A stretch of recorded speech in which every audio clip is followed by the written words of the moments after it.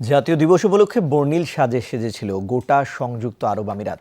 শনিবার দেশজুড়েই ছিল উৎসবের আমেজ। সরকারি ছুটির এই দিনটি নানা আয়োজনে উপভোগ করেছেন আমিরাতে বসবাসরত বাংলাদেশিরাও। প্রবাসীদের সংগঠন বন্ধনের উদ্যোগে দিনব্যাপী শোভাযাত্রা, বনভোজন সহ ছিল বিভিন্ন কর্মসূচি। সংযুক্ত আরব আমিরাত থেকে সহকর্মী মেহেদীর প্রতিবেদনে বিস্তারিত। সংযুক্ত আরব আমিরাতের জাতীয় দিবস উপলক্ষে অনুষ্ঠিত হয়েছে বর্ণিল এই র্যালি, যা আয়োজন করে প্রবাসী বাংলাদেশিদের সংগঠন বন্ধন।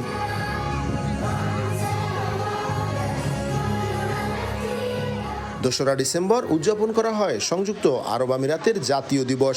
দিনটি উপলক্ষে দেশ জুড়েই থাকে জমকালো আয়োজন। জাতীয় পতাকা রঙে সাজানো হয় শপিং মল, শিক্ষা প্রতিষ্ঠান, অফিস আদালত থেকে শুরু করে সব স্থাপনায়। উৎসবে মাতেন দেশটির নাগরিকরা।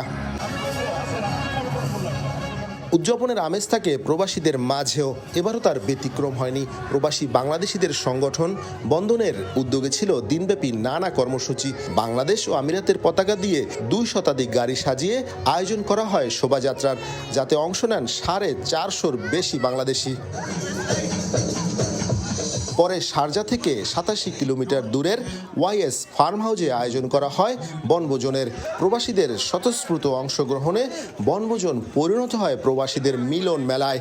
সকলের সহযোগিতার কারণেই আসলে আমাদের প্রোগ্রামটা এত সুন্দর করে সার্থকতা লাভ করে। যারা আজকে আমাদের এই সবার ডাকে আমার সাথে সবাই নেই, আমরা পারি নাই, আমাদের সবার পক্ষ থেকে আপনাদেরকে অনেক অনেক ধন্যবাদ এবং কৃতজ্ঞতা। নানা প্রতিযোগিতা সহ ছিল আরও বিভিন্ন কর্মসূচি। র্যাফেল ড্রয়ের মাধ্যমে 10 ভাগ্যবানকে দেওয়া হয় আকর্ষণীয় পুরস্কার।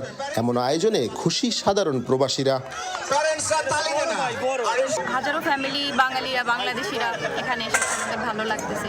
প্রতি বছর এটা খুবই ভালো একটা প্রোগ্রাম হয়, ফ্যামিলি নিয়ে এসে উই এনজয় আ লট। আমরা প্রতি বছর এখানে আমরা বাংলাদেশ কমিউনিটি কোনো না কোনো জায়গায় এই বন্ধন পরিবার আমরা একসাথে হই। মহামিলন বাংলাদেশিদের, শুধু বাংলাদেশিদের ভিতরেই মহামিলনের একটা আয়োজন করাতে বন্ধনকে অসংখ্য ধন্যবাদ। প্রায় 1 যুগ ধরেই আমিরাতের জাতীয় দিবস উদযাপন করে আসছে সংগঠনটি।